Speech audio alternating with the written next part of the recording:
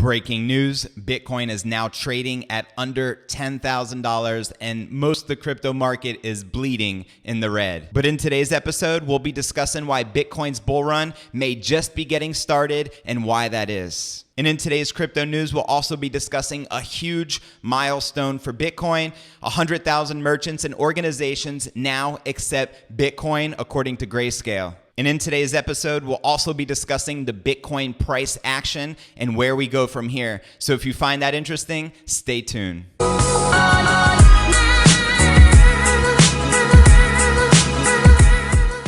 Here at Crypto News Alerts, I drop a new episode every day. Be sure to click the subscribe button as well as the bell icon to receive notifications of the latest crypto news. All right, so Bitcoin has soared so far this year, with the Bitcoin price rising more than 200% since the beginning of the year.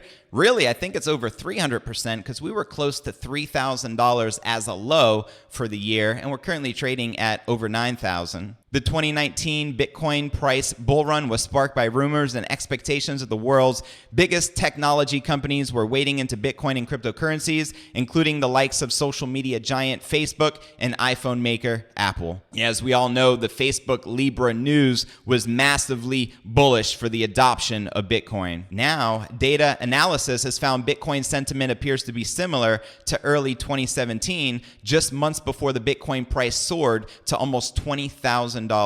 Our current level of reverse risk is equivalent to where we were in the early part of 2017. Senior qualitative researcher at crypto investment fund Ikigai revealed in a series of Twitter posts. And as you can see, he tweeted, Bitcoin bubble tops are clearly identified with a dark red cluster of adjusted binary BDD. Until that happens, we're not at the top. Public opinion is key here because that red cluster is caused by the assumption of the crowd and is self-fulfilling. And as you can see, we can take a look at the chart with the first halving, the second halving, as well as the third halving, which is expected May of 2020. That was right before things got really crazy, and 6 to 9 months before the bubble burst, Bitcoin was around 1 to 2,000 at the time. The analysis is based on the so-called Bitcoin Days Destroyed technical metric, referring to how often tokens are moved with higher prices, tending to coincide the coins moving more often. He also pointed to the Bitcoin Fear and Greed Index, which tracks Bitcoin sentiment, has recently hit all-time lows.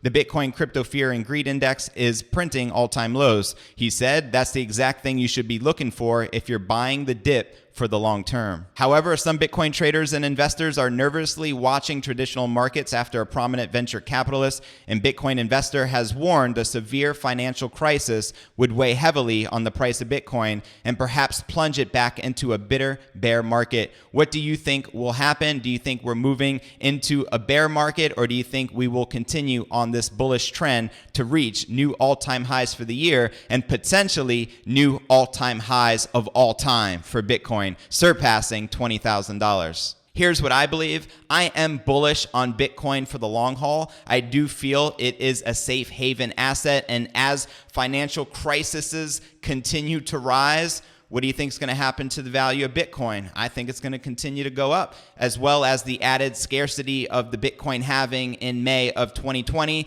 This is massive, but we'll see what happens. And in other news, let's talk about this huge Bitcoin milestone of 100,000 merchants and organizations now accepting Bitcoin. Digital asset management giant Grayscale says the number of companies and nonprofits accepting Bitcoin around the world just crossed 100,000. The company released the figure as part of its multi-million-dollar Drop Gold campaign. The firm challenges gold proponents to name one store that you can walk into and pay using the precious metal.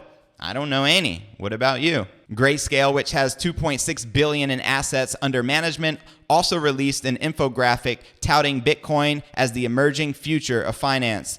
Bitcoin is still in its infancy. Bitcoin is driving global growth in new ways while also preserving the store value qualities that provide inflation protection and make it investable. Bitcoin is only a tiny fraction of the size of the markets it stands to disrupt, which reach well into the trillions of dollars. Well, now let's discuss what makes Bitcoin so different than traditional money. Well, number one, it's low cost at any amount and without the need for middlemen. You don't need permission. That's a pretty big deal. You don't need to get permission from your central bank or a third party. It's quickly and seamlessly as sending any text message. That is true. You can use your smartphone to send and receive Bitcoin from anywhere in the world.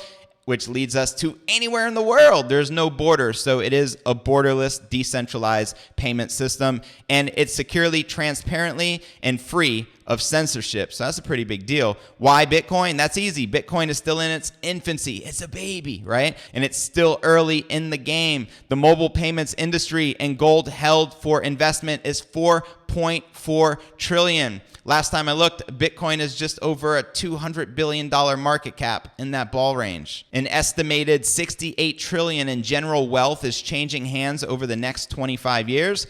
Those are the baby boomers. That's a $68 trillion market. Could you imagine what's going to happen to the Bitcoin price when we 10x from here and there's a $2 trillion market cap? Studies show young people are much more likely to invest in Bitcoin. It's true. The younger generation, like the millennials, they trust in Bitcoin and mathematics more so than their central banks. Bitcoin offers exposure to unique market opportunities that other asset classes cannot capture, which is about a 1 to 5% allocation. And the network is growing. There's 7.1 million active Bitcoin users with almost 32 million Bitcoin wallets set up globally around the world. All right, now let's take a look at the 4-hour chart. And something I want to point out, which is pretty interesting, anytime we've seen the exponential moving averages cross, there has been a huge drop. We've seen that here when Bitcoin was trading at about 11,400, and then it took a huge dip. You know what I mean? You can see in the red all the bleeding. And then there was another cross here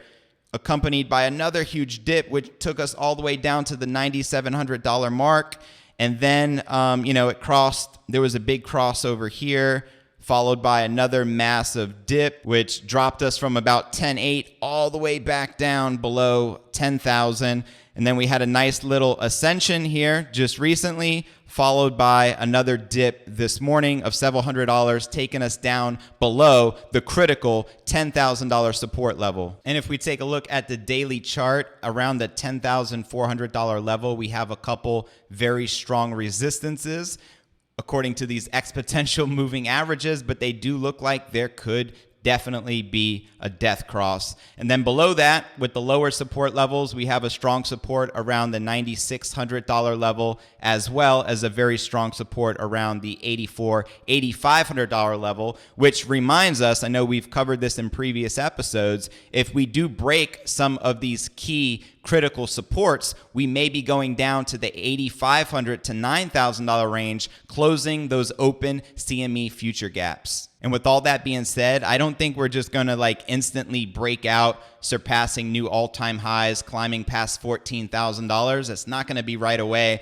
And I don't think we're just going to dip and go to bearish lows, especially extremities. I do think we're going to continue ranging in this channel of between maybe $9,000 to $12,000 for some time until there is a massive breakout. And who knows, it may be like this until the end of the year. The truth is, nobody knows, but we will see what happens. Let me know your thoughts in the comments down below. Do you think we're going to continue to stay on this bullish trend, or do you think we're going to break, and now that we've broken past the $10,000 critical support, we may see some extremities in the lows? Let me know in the comments down below. All right, now let's take a quick look over at Coin360. As you can see, Bitcoin is struggling and fighting its heart out to remain above that $10,000 critical support, also serving as a resistance. We'll see what happens from here. Bitcoin currently down 3.59% for the day. You can see most of the alt market is bleeding as well. Ethereum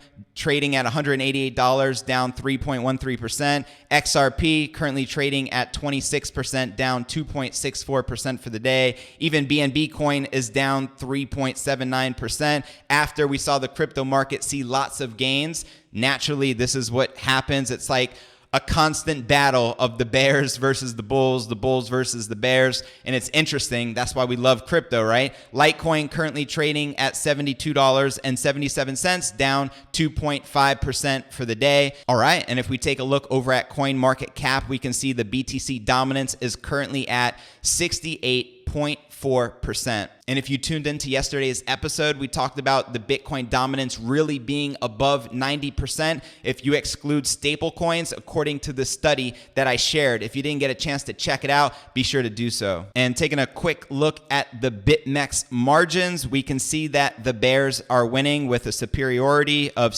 over 76 million in shorts. And we got about 48% longs, 51% shorts. So the bears are currently winning, but that can change at any moment. Well, that's it for today's show. As always, I appreciate you tuning in. Don't forget to smash that subscribe button as well as click the bell icon to receive notifications of the latest crypto news as soon as it's released. And don't forget to check the description right below this video for some free resources for you to tap into to take your crypto game to the next level, including my referral partner link to Bybit, where you could actually take advantage of $60 in free BTC for trading when you deposit 0.2 BTC. And also in the description, I've included a tutorial of how to long and short Bitcoin with leverage using the Bybit platform. So go ahead and check out the description right below this video, tap into the free resources, and I look forward to seeing you on the next episode. Peace.